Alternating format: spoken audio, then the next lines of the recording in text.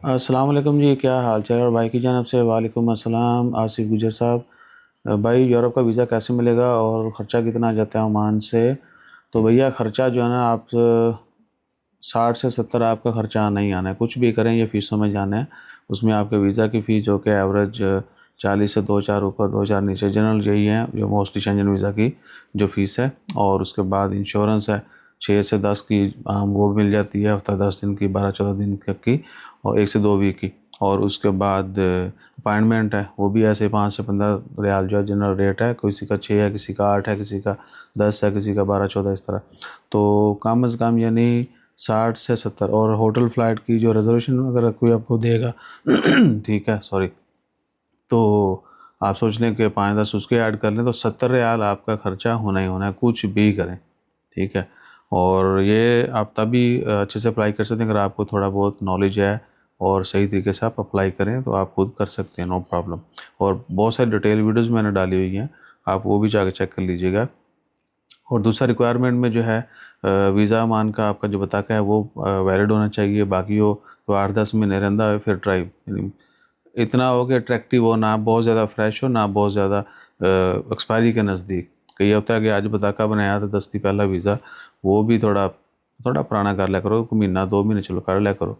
अच्छा, उसके बाद पासपोर्ट भी, और फिर एनओसी जहाँ पे आप काम कर रहे हैं उनसे लेना है आपने। कंपनी के लेटर हेड के ऊपर होना चाहिए साइन स्टैम्प के साथ, उसके ऊपर पूरी आपकी ईची बीची लिखी होनी चाहिए, कौन किसके साथ क्या कर रहे, क्या मामला, कब जाना है, ये वो। और अगर आपकी अपनी कंपनी भी है, बिज़नेस है, तो भी आपने फॉर्मेलिटी है वो आपने ज़रूर रेडी करना है।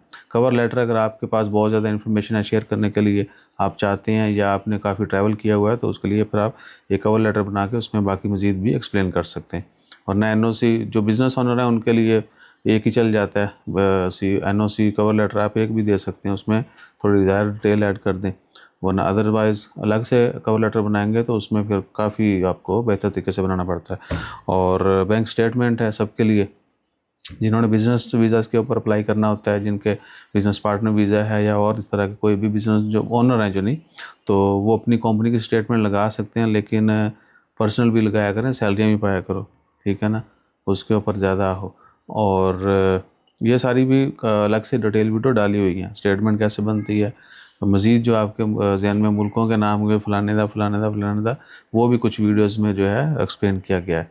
ऑल वीज़ा जो है वो चेक कर लीजिएगा। और क्या है, बस यही कह लें कि है स्टेटमेंट 6 महीने की, ठीक है। कुछ मुल्कों के लिए 3 भी चाहिए होती है, लेकिन एवरेज 6 महीने है। और वो सिर्फ सैलरी सेविंग वाली, अगर वर्क वीज़ा है तो सैलरी सेविंग, ठीक है ना। और ओनर हैं तो सैलरी भी डालते हैं, तो भी अपने अगर वो लगानी है अपनी पर्सनल वाली सैलरी वाली, तो उसको आपने सैलरी ही के लिए यूज़ करना है, एज आ प्यारे बच्चे यानी, ठीक है ना। ये नहीं कि पीछे कंपनियाँ ट्रांजेक्शन भी आ रही हैं जा रही हैं तो वो जस्टिफाइड नहीं होती। टेक्निकली यानी स्ट्रांग होनी चाहिए कि अच्छा कल्ला बंदा है, उसके इतने एवरेज अखराजात होते हैं मान में, वो आपने अपने कार्ड से करना होते हैं। और अगर गल किसी और पास चली गई, ये खर्चे हैं। और मज़ीद जो है आप वो 27-28 मिनट की वीडियो है वो देख लीजिएगा, all visa, all about visas, ठीक है जी। उसमें इची बिची हर मुल्क का अलग अलग एक्सप्लेन किया गया है। बाकी फ़िलहाल कोई ख़ास चीज़ नहीं है। हाँ, सही वक्त का होना बहुत ज़रूरी है, सही वक्त पे सही प्लान लगा के ही आप अप्लाई करें, ठीक है। और इधर अगर आपको सर्विसेज की चिंता हो रही है तो you can get our services also, 00447766259657। इसके ऊपर सिर्फ लिख के किया गया, डिटेल में इसका रिप्लाई किया जाएगा। जज़ाकल्लाह।